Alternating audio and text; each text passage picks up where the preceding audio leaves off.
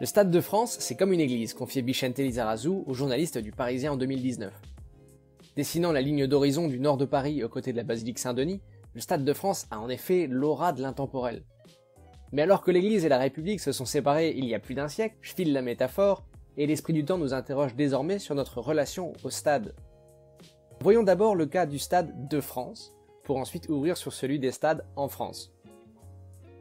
Le Stade de France, à peine né, est entré avec fracas et champagne dans le cœur des Français. À l'international, son architecture ouverte et élégante, couplée à la réception d'événements prestigieux, l'ont adoubé parmi les stades les plus iconiques de la planète. Mais c'est également une curiosité totale pour nos voisins, ce que signalait d'ailleurs avec malice Jean-Pascal Gaillan, économiste du sport, au micro de Guillaume Erner. C'est une chose particulière le Stade de France, c'est l'État qui en est propriétaire. Or un stade propriété d'un État, c'est quelque chose de très rare, sauf peut-être en Corée du Nord. Et effectivement, si on fait un pas en arrière, eh bien Wembley appartient à la FA, la Mannschaft joue sur les gazons de Dortmund ou du Bayern, et même logique pour la Roja ou la Squadra Azzurra. Même le Maracanã ou le Stadio Centenario, saint des saints de l'histoire du foot, ne sont pas propriétés du Brésil ou de l'Uruguay. Cette particularité du Stade de France tient à sa commande un peu précipitée en 1995. En effet, pressé par l'organisation du mondial, l'État lance la construction de l'enceinte par deux prestataires privés, Bouygues et Vinci. L'État est propriétaire de l'édifice et consacre 211 millions d'euros à sa construction. Vinci et Bouygues participent eux à hauteur de 172 millions et dans le cadre de l'accord obtiennent le droit d'exploitation du lieu pour 30 ans. C'est ce qu'on appelle un partenariat public-privé. Mais là où ça se complique, c'est qu'au moment de la négociation, l'État se trouvait dans une position de faiblesse. Lui, qui était pris à la gorge par le temps, a accepté des conditions défavorables pour le contribuable. L'exécutif a en effet parié qu'un club prendrait rapidement résidence à Saint-Denis. Et ça, pour les exploitants, c'était la promesse d'avoir des match-day revenues importants et réguliers. A ainsi été rédigé l'article 39 du contrat de concession. Tant que le stade ne trouverait pas de club résident, le ministère des Sports verserait une indemnité à Vinci et à Bouygues pour compenser les recettes espérées. Bon, l'optimisme devait sacrément irriguer les réflexions de l'équipe gouvernementale. Parce que manque de bol, un stade de 80 000 places et loti d'une piste d'athlétisme, ça n'attire pas le chaland, même pas un PSG qatari aux ambitions stellaires.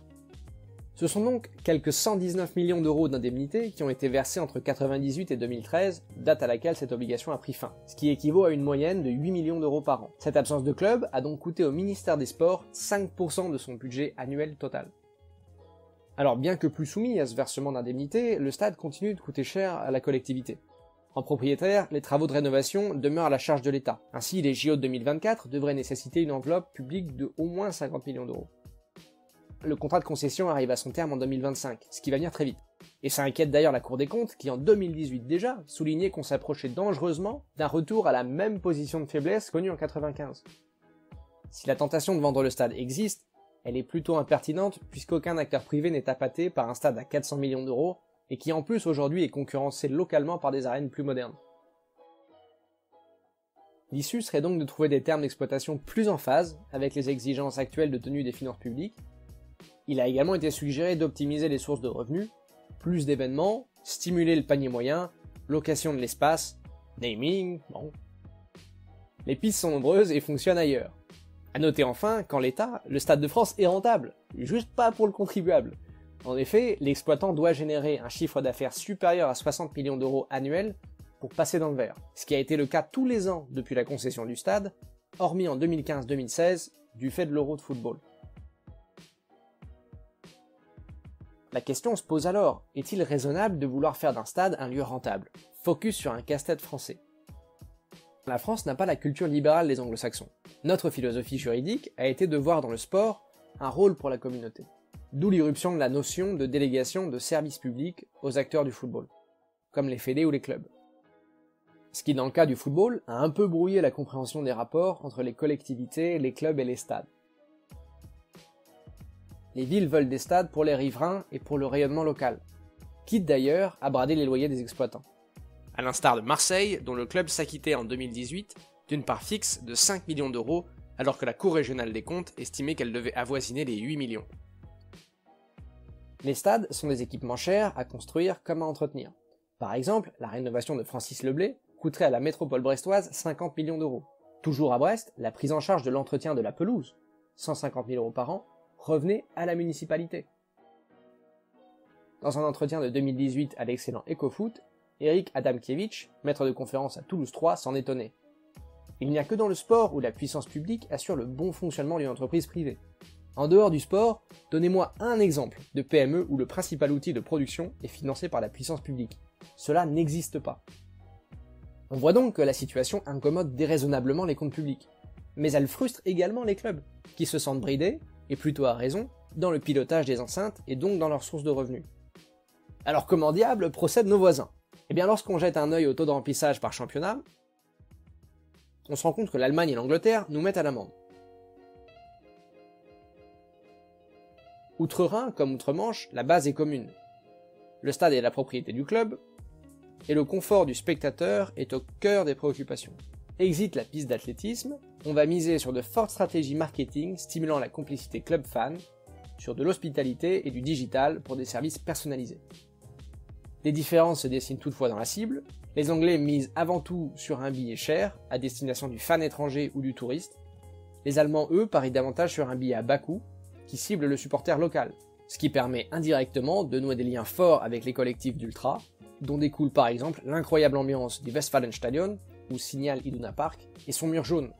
A noter que cette ferveur dans des stades remplis est un formidable atout pour la vente des droits télé, dont les acquéreurs sont friands de spectacles.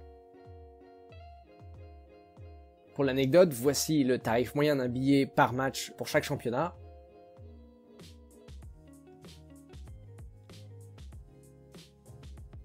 Et même chose pour le prix d'entrée moyen pour un abonnement.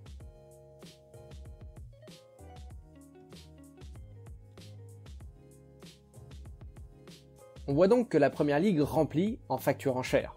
La Bundesliga, elle, remplit en facturant à bon marché. Les deux modèles sont rentables.